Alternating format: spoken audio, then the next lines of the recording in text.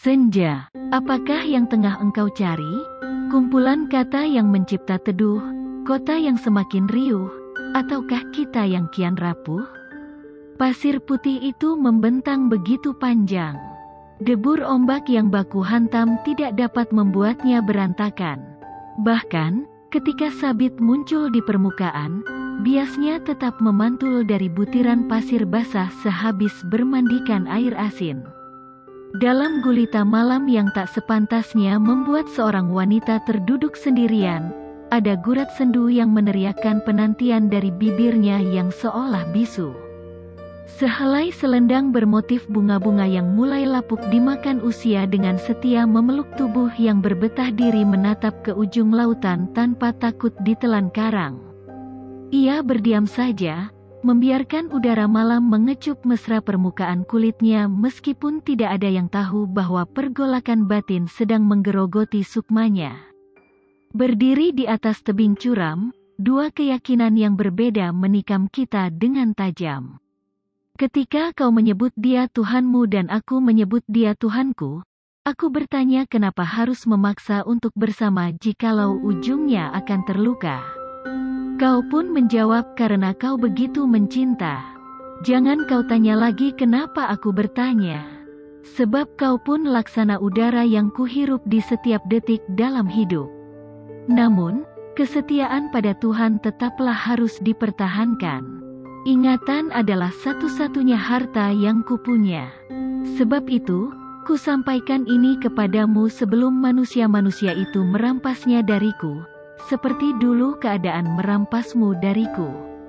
Tidak akan ada yang mengerti tentang ini.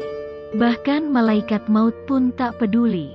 Tapi dia masih terus menguntitku, menunggu perintah atau waktu yang tepat, entahlah. Aku tak mau tahu urusannya. Barangkali cuma jendela dan hujan yang mengerti. Dan Francisco, tentu saja. Lelakiku satu itu memang teramat tampan. Gadis mana yang tak akan jatuh hati melihat keelokan parasnya? Aku senang memberitahukannya segala sesuatu yang sederhana. Iya, seperti hujan di pagi ini. Pikirannya sudah amat rumit oleh banyak hal. Makanya, aku mengajaknya melihat hujan, menyentuh angin yang melewati sela-sela jemarinya yang dingin, dan menghirup udara yang kuyakini tak akan berumur panjang. Umur panjang untuk hidup yang begini-begini saja pastilah amat membosankan. Itu kata Franz dulu, saat aku duduk di sampingnya sembari menikmati rinai hujan. Kutengadahkan tangan, lalu kuseka perlahan-lahan wajahnya dengan air nan dingin itu. Wajah flamboyan nan begitu rupawan itulah yang menjadi salah satu hal penting dari dirinya dan akan selalu aku rindukan saat jauh bersamanya. Berapa lama aku harus menunggu? Dagunya sedikit terangkat saat dia melontarkan pertanyaan untukku. Pertanyaan yang membuatku semakin sayang meski ada sedikit rasa bersalah.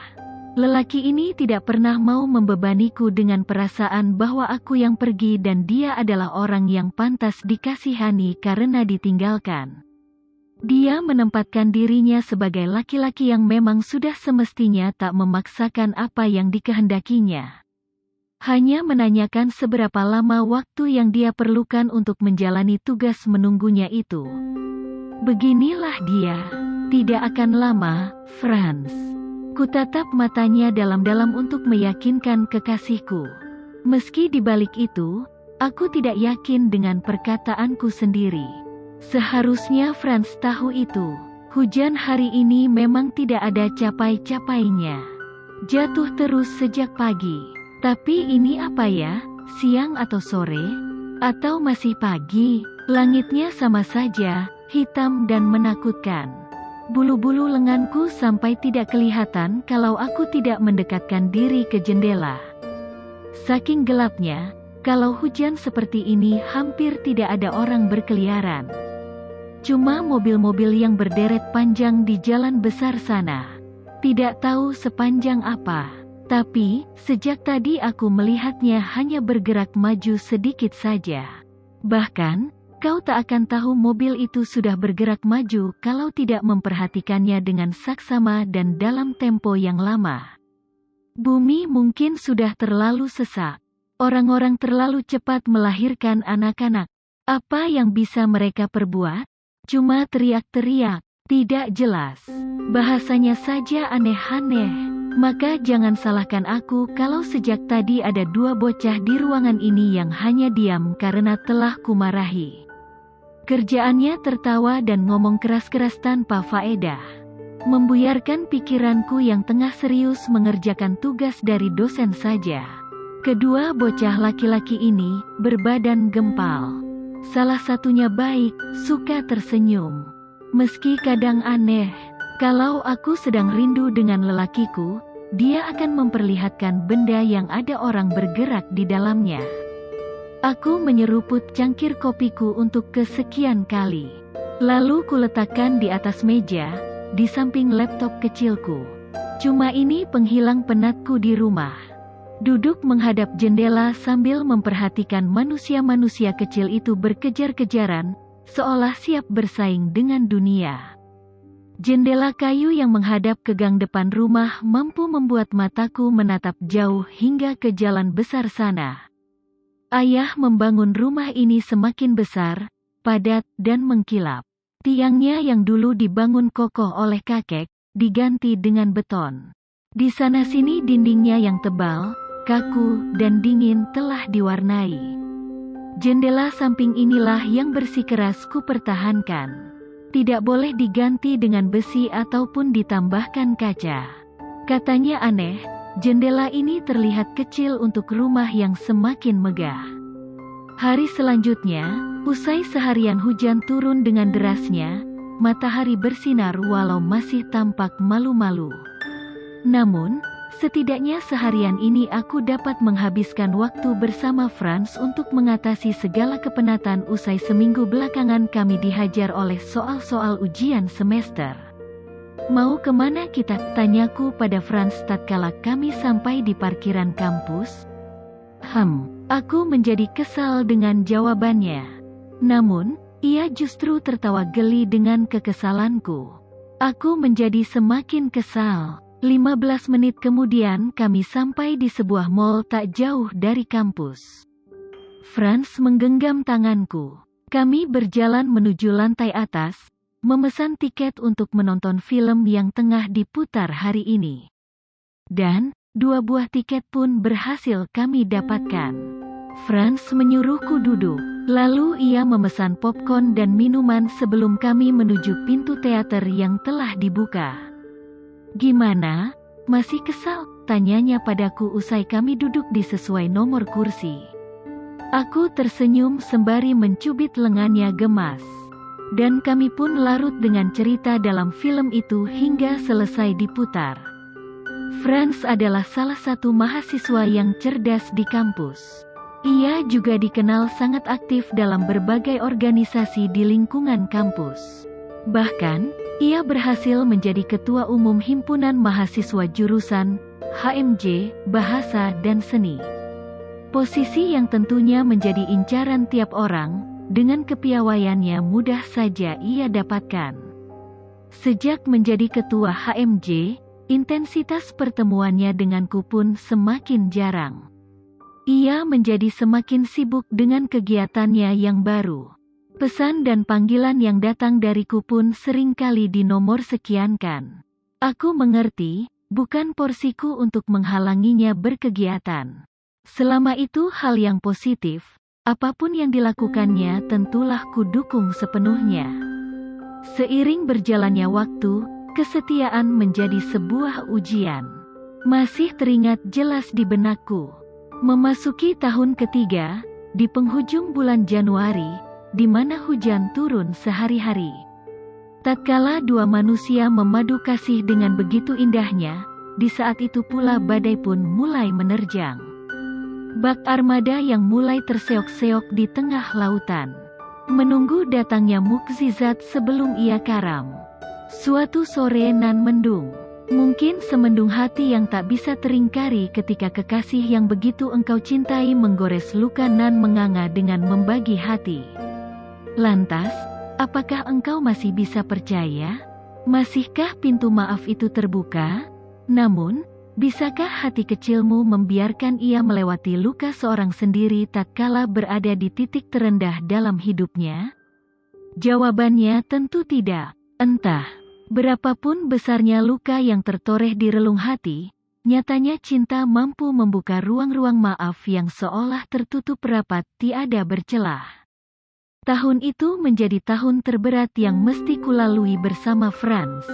Aku memutuskan untuk menerima Franz kembali dan mencoba melupakan segenap kesalahan yang telah ia lakukan. Di sisi lain, aku juga semakin menyadari banyak hal bahwa semakin tinggi jam terbang, semakin banyak pula yang memberinya sanjungan, walau tak sedikit pula yang memberi ujaran mengandung kebencian. Pencapaian gemilang yang berhasil ditorehkan Franz selama berkarir di organisasi kampus pun dengan berat hati harus ia relakan tatkala beberapa oknum berusaha menjatuhkan.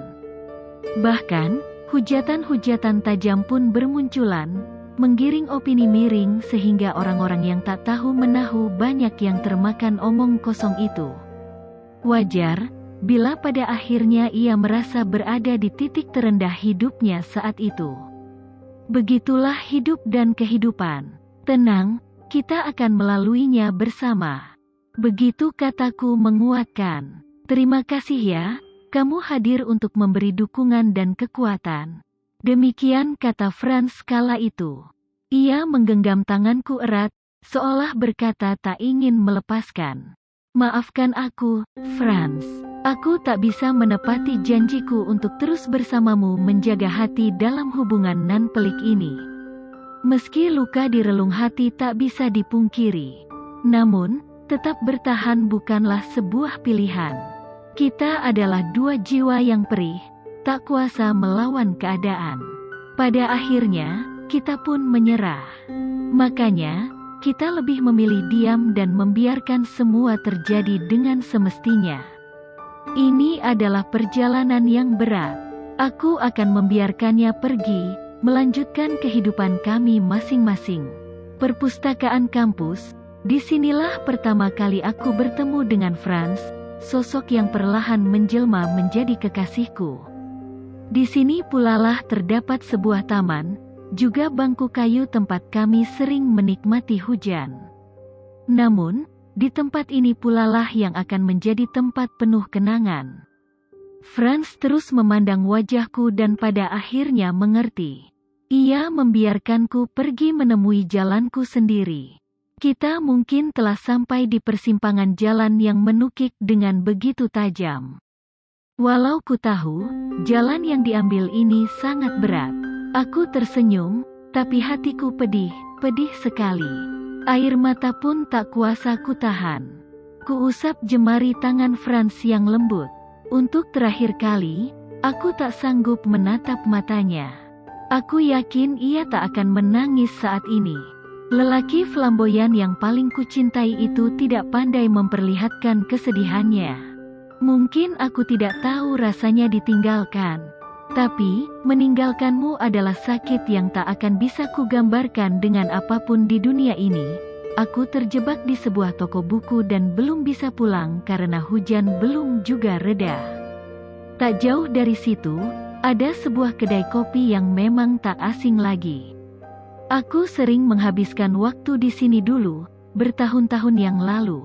Jika pergi membuat kehilangan, maka pulang seharusnya menjadi penawar. Seharusnya. Sudahlah.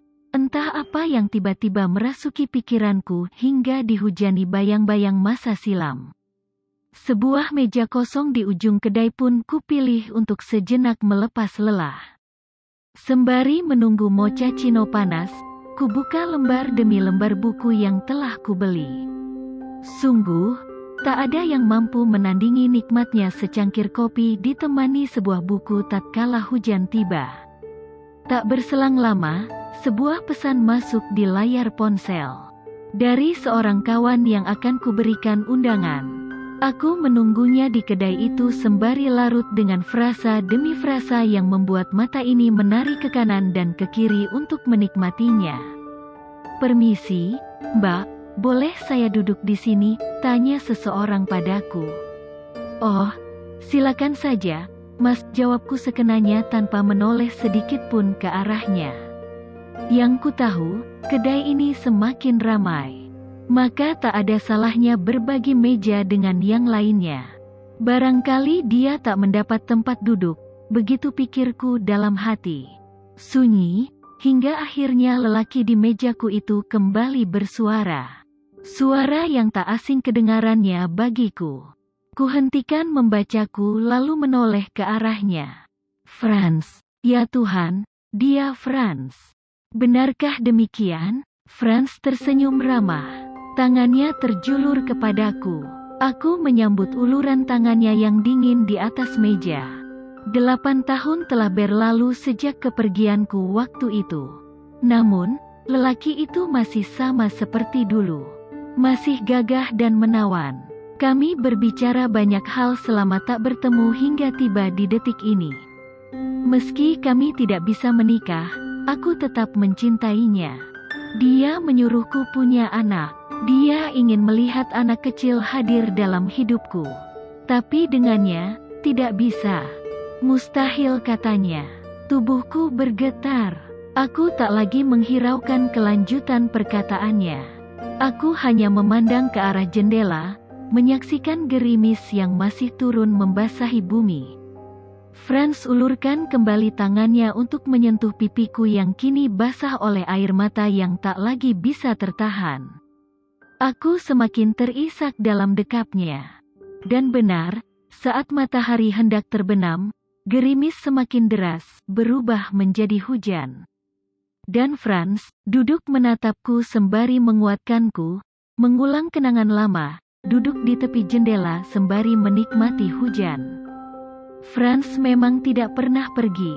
Dia selalu menungguku. Menemaniku menikmati hujan bertahun-tahun berikutnya hingga tak mampu kuhitung lagi berada di tahun keberapa kami sekarang ini. Tidak tahu, tapi manusia-manusia semakin aneh. Aku menarik napas berat menatap jendela yang tertutup sebelum mobil benar-benar melaju. Ingatanku masih utuh, tak ada yang kulupakan sedikit pun. Tapi aku diam saja. Bagaimanapun aku tidak akan membiarkan seseorang mengganggu ingatanku yang sempurna ini.